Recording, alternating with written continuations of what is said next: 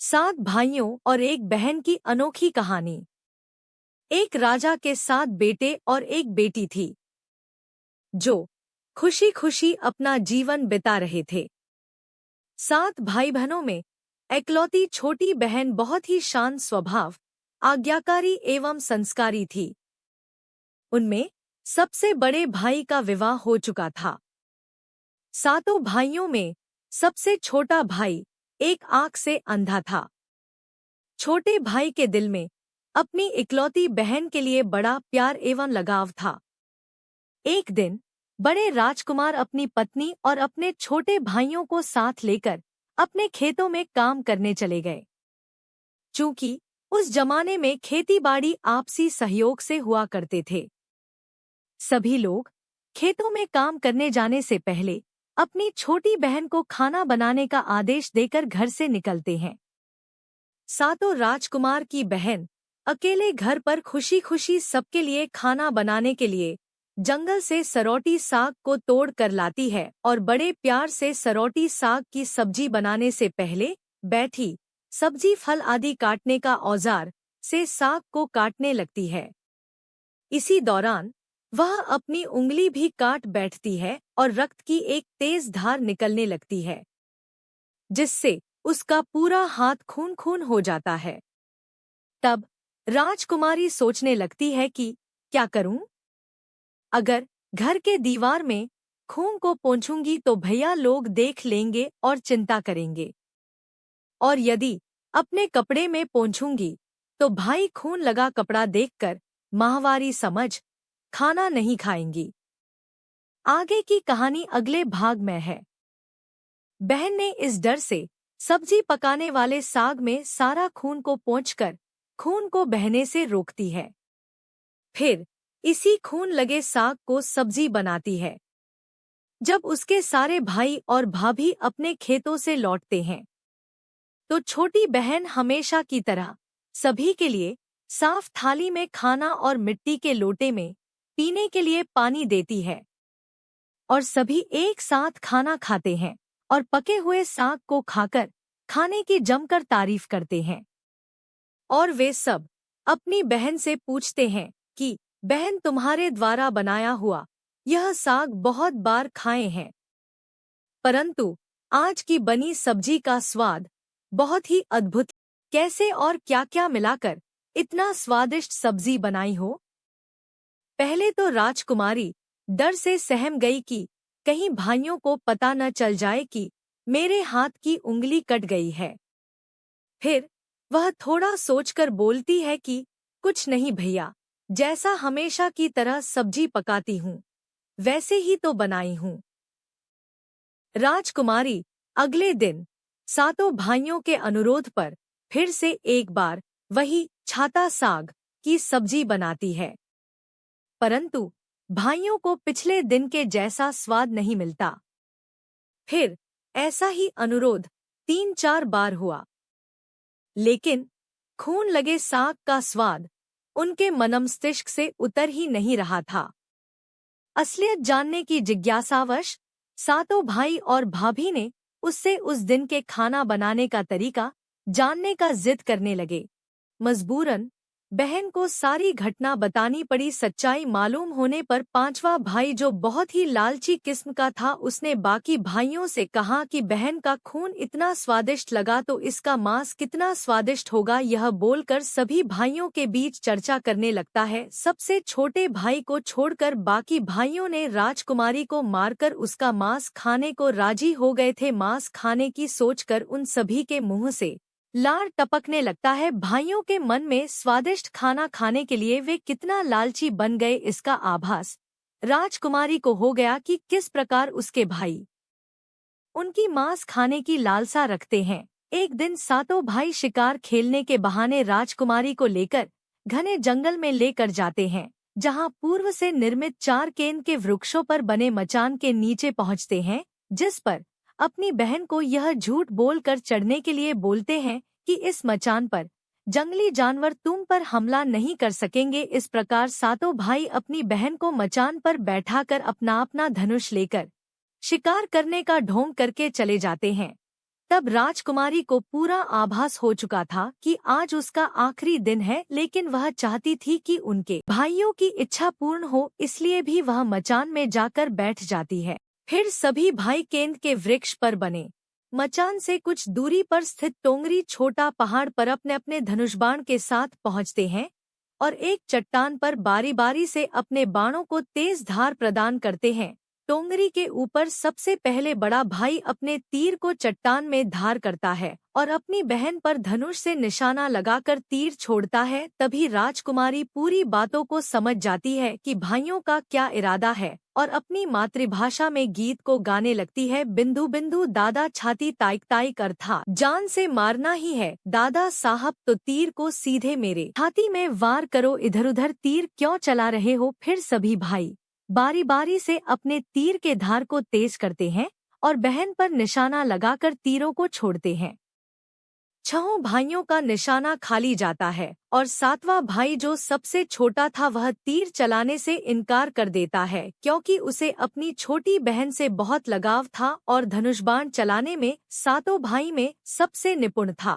चट्टान में धार किए गए तीरों के निशाना लगाया। बहन जानती थी कि उनके सातों भाइयों में सबसे छोटा भाई दादा बाकियों की तरह लालची नहीं है। छहों भाई छोटे भाई पर पूरा दबाव डालते हुए आदेश देते हैं कि अगर वह तीर नहीं चलाएगा तो बहन की तरह उसे भी मार देंगे। फिर छोटा भाई उदास मन के साथ तीर को थोड़ा ही धार कर दूसरी दिशा में तीर को छोड़ने की कोशिश करता है और तीर को धीरे से छोड़ता है। बहन हर बार की तरह इस बार भी वही गीत गाती है, बिंदु बिंदु दादा छाती ताइक ताइक। इतने में छोटे भाई का तीर सीधे बहन के सीने को भेद देता है और बहन की आत्मा शरीर से अलग हो जाती है। उसकी आत्मा उसी स्थान पर भटकने लगती है। तभी वह देखती है कि उसके शरीर का मांस खाने के लिए उसके भाई कैसे लालच करते हैं और सबसे छोटे भाई को जबरदस्ती मारपीट कर उसके शरीर को काटने का आदेश देते हैं। बहन के मांस को पकाने के लिए बहुत सारी सूखी लकड़ी लाने के लिए छोटे भाई को जंगल भेजा जाता है। छोटा भाई जंगल में खोज खोज कर ढेर सारा लकड़ी जमा करता है और सोचता है कि कैसे इतना सारा लकड़ी को ले जाऊंगा। दादा जो रस्सी दिए हैं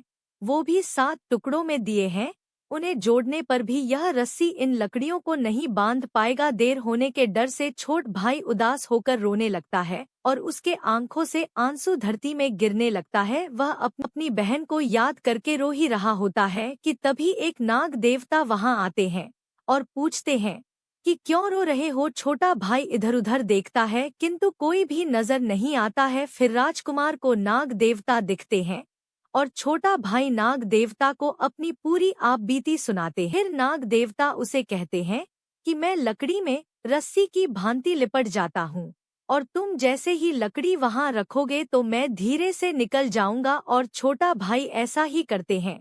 सभी बड़े भाई यह देखकर चकित रह जाते हैं कि कैसे उनका छोटा भाई रस्सी के 7 टुकड़े होने के बावजूद भी जंगल से इतना सारा लड़की लेकर आता है। तत्पश्चात वे लोग अपने छोटे भाई को पानी लाने के लिए एक घड़ा में 7 छेद कर भेज देते। छोटा भाई पानी लाने के लिए एक डाढ़ी छोटा कुआं में जाता है और घड़े में पानी भरता है, परंतु उसमें छेद होने के कारण सारा पानी गिर जाता है और राजकुमार वहीं बैठकर सोच कर रोने लगता है कि बिना पानी के वापस जाऊंगा तो बड़े भैया लोग मारपीट करेंगे। यह सारी घटना को दाढ़ी के मेंढक, केकड़ा और मछली सुन व देख रहे थे और वे तीनों राजकुमार को रोता देखकर पूछते हैं कि क्यों रो रहे हो। फिर छोटा भाई उन्हें अपनी आपबीती को विस्तार से बतलाता है और कहता है कि मैं अपनी प्यारी बहन के शरीर का मांस कैसे खा सकता हूँ, नहीं खाऊंगा तो बड़े भैया लोग मारपीट करेंगे।